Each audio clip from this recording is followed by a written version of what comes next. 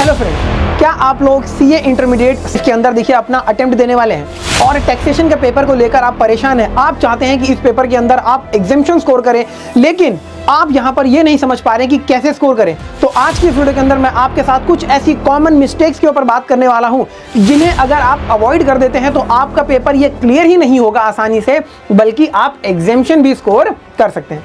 तो क्या कुछ वो कॉमन मिस्टेक है, इस वीडियो को एंड तक जरूर बने रहिएगा, आपको सारी चीजें समझ में आ जाएंगी। तो आइए बिना किसी देरी के वीडियो को स्टार्ट करते हैं। Common mistakes in CA inter taxation.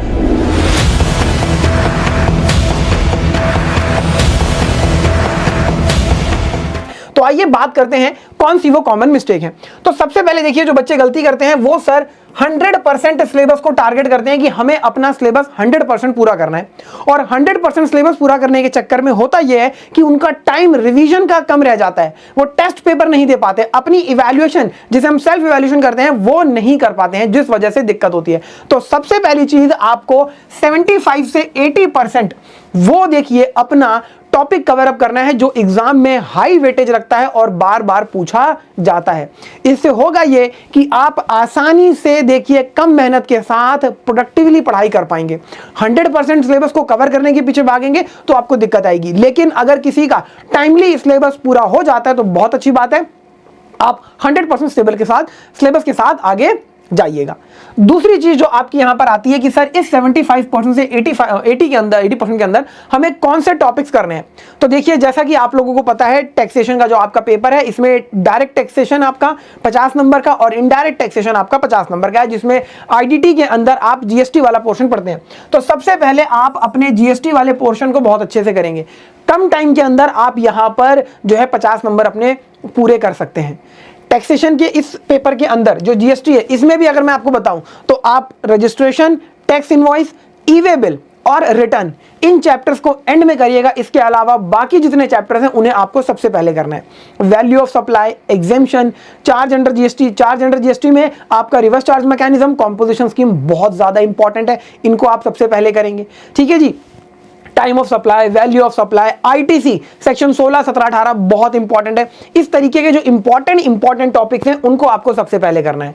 Registration में सेक्शन 22, 23, 24 आप ये एंड में कर सकते हैं। टैक्स इनवॉइस में ई इनवॉइस कर सकते हैं। ई वे बिल में एक्सेप्शन जो है आपकी, जहां पर एग्जेम्पशन मिली है और एक्सेप्शन जहां आती है वो आपको पहले कर लेना है। तो इस तरीके से आपको देखिए इंपॉर्टेंट टॉपिक्स को पहले करना है। अब मैं बात करता हूं इनकम टैक्स की। तो इनकम टैक्स में देखिए अक्सर बच्चे इस बात को लेकर परेशान रहते हैं कि सर कैपिटल गेन, पीजीबीपी हमारे बहुत ज्यादा टेक्निकल, हमें समझ में नहीं आते। तो कोशिश करिए कि आप अपने पांचों हेड को सबसे पहले कर लें। लेकिन अगर आप नहीं कर पा रहे हैं तो कैपिटल गेन और पीजीबीपी को छोड़कर बाकी के हेड्स अच्छी तरीके से करिए। इसके बाद सेट ऑफ, क्लबिंग आपका जो चैप्टर है, ठीक है जी, टीडीएस, टीसीएस, इसमें आपका 6 से 8 नंबर का क्वेश्चन हर बार एग्जाम में पूछा जाता है, ये करिए। रेजिडेंशियल स्टेटस करिए। इस तरीके के जो छोटे छोटे टॉपिक्स हैं उनको आप प्रिपेयर करिए। ठीक है जी। इसके बाद कोशिश करिएगा कि कैपिटल गेन और पीजीबीपी कर लें, क्योंकि बहुत ज्यादा इंपॉर्टेंट है। ये दोनों ही चैप्टर आपके सीए फाइनल में भी आते हैं और यहां पर आपका बेस बनता है, तो छोड़ने की जरूरत नहीं है। कोशिश करिएगा सबसे पहले पांचों हेड करें, क्योंकि अगर ये पांचों हेड कर लेते हैं तो आपके पास यहां पर देखिए पहला जो डिस्क्रिप्टिव क्वेश्चन आता है 15 नंबर का, वहां पर देखिए चीजें देखने को मिलेंगी। इसके साथ साथ आगे जो आपके सिंगल क्वेश्चन आते हैं वहां पर भी आपको 15 से 20 नंबर का क्वेश्चन इन पांचों हेड में से देखने को मिल सकता है। Very simple. तो आई होप आप लोगों को समझ में आ गया होगा कि 75% से 80% सिलेबस को पहले टारगेट करना है। जब आप ये दोनों चीजें कर लेंगे, अक्सर बच्चे क्या करते हैं, तीसरी गलती, सर वो टॉपिक पूरा किया, 2-4 क्वेश्चन जो क्लास में करवाए गए थे वही करें और फिर फटाफट अगले चैप्टर पे स्विच कर जाते हैं कि जहां हम सारे चैप्टर्स पूरे कर लेंगे, बाद में आएंगे और हर एक चैप्टर के ऊपर जो क्वेश्चंस हैं उनकी प्रैक्टिस करेंगे। बहुत गलत अप्रोच है ये। देखिए, जिस टाइम पे आपने किसी पर्टिकुलर टॉपिक को पढ़ा, आपके दिमाग में वो चीजें फ्रेश हैं, बिल्कुल ताजा ताजा आपके दिमाग में है, आप उनको रिकॉल अच्छे से कर पाओगे। और उसी टाइम अगर आप उनकी थोड़ी सी प्रैक्टिस कर लेते हो तो वो चीजें आपके देखिए ब्रेन में स्टोर हो जाती हैं। तो कोशिश करिएगा कि आप यहां पर कम से कम हर एक टॉपिक के ऊपर 15 से 20 क्वेश्चंस की प्रैक्टिस जरूर कर ले जैसे ही आपका चैप्टर पूरा होता है। बहुत इंपॉर्टेंट है। इन 15 से 20 क्वेश्चन में कुछ क्वेश्चन सिंपल होंगे, कुछ क्वेश्चन एवरेज होंगे, कुछ क्वेश्चन आपके टेक्निकल होंगे। सिंपल क्वेश्चंस को एक ही बार करना है। एवरेज क्वेश्चंस में कौन सी नई चीज आई है, कौन सी नई एडजस्टमेंट आपको जो देखने को मिली, उसको मार्क कर लीजिएगा। टेक्निकल क्वेश्चंस भी साथ साथ मार्क करते हुए चलिएगा, क्योंकि वो आपकी हर एक रिवीजन के अंदर हेल्प करने वाले हैं। इस तरीके की सॉर्टिंग आपकी देखिए हर एक चैप्टर के साथ होती चली जाएगी, जो कि आपको एंड में रिवीजन के वक्त बहुत हेल्प करने वाली है। इसके बाद अगली चीज जो आती है कि सर बच्चे क्या करते हैं, अभी हम सिलेबस पूरा कर रहे हैं, चाहे 100% करें चाहे 80% करें, हम रिवीजन बाद में करेंगे, बस आगे चलते रहते हैं। नहीं, रिवीजन आपकी साथ साथ चलनी चाहिए। कोशिश करिएगा कि डेली बेसिस पर आप कम से कम 2 से 3 घंटे अपना सेल्फ स्टडी पर डिवोट करें। इसका मतलब है रिवीजन पर डिवोट करें। आपकी देखिए अंडरस्टैंडिंग पर्टिकुलर सब्जेक्ट को लेकर, पर्टिकुलर टॉपिक को लेकर बहुत अच्छी डेवलप हो जाएगी, आपको दिक्कत बिल्कुल भी नहीं आएगी। कोशिश करिएगा कि हर ऑल्टरनेट डे पर आप कम से कम 1 घंटा तो रिवीजन के लिए जरूर निकालें। इस पेपर के लिए बहुत आपकी हेल्प मिलेगी, क्योंकि यहां पर चीजें ज्यादा हैं, इस वजह से कई बार याद नहीं हो पाती और ये पेपर हमें टेक्निकल लगता है। आप डेली 1 घंटा देना शुरू करिए, देखिए ये पेपर कितना आसान बन जाएगा आपके लिए। इसके बाद सर आपको लगता है कि एमसीक्यू क्वेश्चंस तो हम बाद में कर लेंगे, 30 नंबर के एमसीक्यू क्वेश्चंस हैं बिना किसी नेगेटिव मार्क्स के। अगर आपने यहां पर 20 से 25 नंबर स्कोर कर लिए तो सिर्फ 15 से 20 नंबर आपको चाहिए फिर एग्जाम क्लियर करने के लिए, 40 लाने के लिए। बहुत आसान हो जाता है। तो हर एक टॉपिक के एमसीक्यू क्वेश्चंस की प्रैक्टिस आपको करते हुए चलना है। अब सर यहां पर देखिए 2 चीजें आती हैं। सर आपने कहा कि क्वेश्चंस की प्रैक्टिस करिए और एमसीक्यू की प्रैक्टिस करिए। तो क्वेश्चन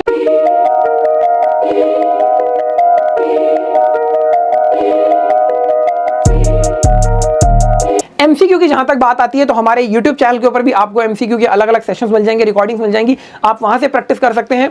इंस्टीट्यूट की बुक में जितने एमसीक्यूज हैं वो सारे के सारे आपको करने हैं। आईसीआई की बुकलेट है एमसीक्यू की, वो आपको पूरी की पूरी करनी है। इसके साथ साथ इंस्टीट्यूट ने 8 मॉक टेस्ट पेपर हर एक सब्जेक्ट के देखिए 100 मार्क्स से निकाले हैं। वहां पर भी आपको 30-30 नंबर के हर एक सब्जेक्ट के देखिए 8-8 मॉक टेस्ट पेपर मिल रहे हैं। उनके अंदर जो एमसीक्यूज हैं उनकी भी आपको प्रैक्टिस कर लेनी है। तो ये आप कर लेते हैं तो आपकी एक बहुत अच्छी तैयारी हो रही है। इसके बाद देखिए जैसे ही आप अपना एक एक टॉपिक पूरा करते जाते हैं आप टेस्ट जरूर देंगे, और जब आपका 75 से 80% सिलेबस हो जाएगा तो आप full course mock test paper लिखना स्टार्ट कर देंगे। 3-3 घंटे के अंदर आप देखिए कोशिश करेंगे कि वीक में 1 से 2 टेस्ट आप जरूर दें, ताकि आपको पता लगे 3 घंटे में किस तरीके से पेपर को लिखना होता है, वो प्रेशर किस तरीके का होता है। क्योंकि कई बार हम जब क्वेश्चंस की देखिए सॉल्व कर रहे होते हैं तो हम फंस जाते हैं, और जब हम रिवीजन कर रहे हैं तब तो हम सॉल्यूशन देख के कर लेते हैं, लेकिन जब आप टेस्ट देंगे तब आपको अपना सॉल्यूशन नहीं देखना है। जितना आता है अपनी पूरी शक्ति लगाकर पेपर को पूरा करिए और उसको सबमिट कर दीजिए, और फिर बाद में चेक करिए कि क्या आप पेपर पूरा कर पाए, कितनी चीजें आपको याद आई, कितनी नहीं आई, कहां पर क्या दिक्कत आई है, ये चीजें आपको देखनी है। अब सर हम बात करते हैं जब आप पेपर लिखते हैं तो कुछ उसके अंदर कॉमन गलतियां हैं जो मैं खुद देखिए जब पेपर चेक करता हूं तो ऑब्जर्व करता हूं। क्या गलतियां? सबसे पहले आपकी प्रोविजन राइटिंग बिल्कुल भी अच्छी नहीं होती। देखिए कभी भी आपसे, क्योंकि मैं टैक्सेशन के पेपर की बात कर रहा हूं, यहां पर हम जो पढ़ते हैं वो हमारा लॉ है, इनकम टैक्स एक्ट हो गया, चाहे आपका सीजीएसटी एक्ट हो गया, चाहे आपका आईजीएसटी एक्ट हो गया। तो आपको सबसे पहले पर्टिकुलर क्वेश्चन में जो प्रोविजन है उसकी बात जरूर बतानी है, प्रोविजन आपको लिखना है। अब बच्चे यहां पर जब प्रोविजन लिखते हैं तो बहुत ही गलत तरीके से लिखते हैं, कोई भी सेंस नहीं निकल रही होती। आपको प्रोविजन राइटिंग को अपनी इंप्रूव करना है, और ये तभी हो सकता है जब आप डेली क्वेश्चंस की प्रैक्टिस करेंगे, और ये क्वेश्चंस की प्रैक्टिस इस तरीके से करना कि एग्जाम में कर रहे हो। इसके साथ साथ जब आप प्रोविजन लिखें, चाहे आप इनकम टैक्स एक्ट में लिखें, चाहे आप जीएसटी के अंदर लिखें, या कहीं पर भी आप देखिए किसी लॉ का प्रोविजन लिख रहे हैं तो उस एक्ट की रेफरेंस जरूर दीजिएगा। मैं मानता हूं कि आप लोगों को सेक्शन याद नहीं रहता, क्लॉज याद नहीं रहता, शेड्यूल याद नहीं रहता, कोई दिक्कत नहीं है, लेकिन कोशिश करिए याद हो जाए, बहुत अच्छी बात है। गलत मत कोट करना कभी भी सेक्शन, क्लॉज और शेड्यूल, लेकिन एक्ट हमेशा जरूर कोट करना, क्योंकि एक्ट तो हमेशा याद हो जाता है। सर या तो सीजीएसटी एक्ट होगा या इनकम टैक्स एक्ट 1961 होगा, और अगर जीएसटी में प्लेस ऑफ सप्लाई चैप्टर का आंसर दे रहे हैं तो आईजीएसटी एक्ट होगा।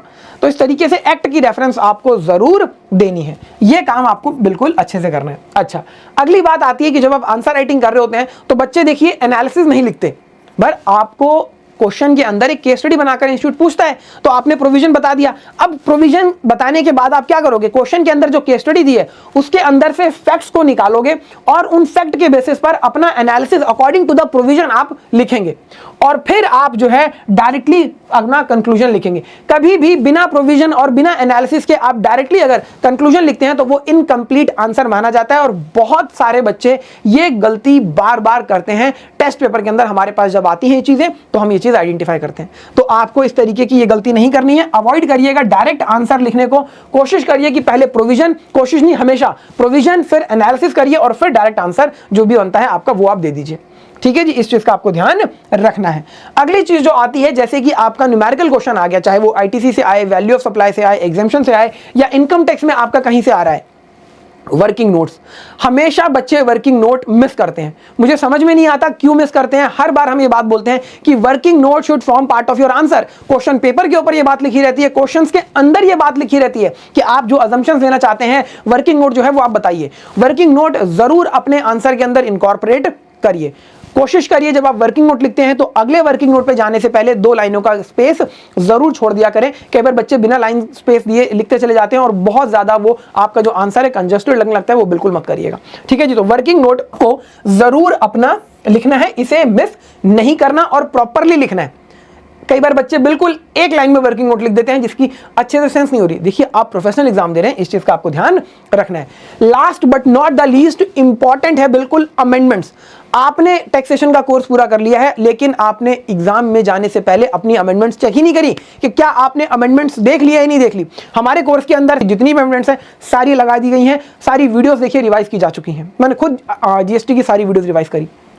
आपको सारी की सारी अमेंडमेंट्स को देखकर जाना है, बहुत इंपॉर्टेंट है। स्ट्रेट फॉरवर्ड क्वेश्चन अमेंडमेंट्स में से आपको आते हैं। इसके साथ साथ आप आरटीपी भी जरूर रेफर कर लीजिएगा। यहां पर भी आपको अमेंडमेंट्स से जो अमेंडेड आंसर्स हैं वो मिल जाते हैं, तो वो आप जरूर देखेंगे।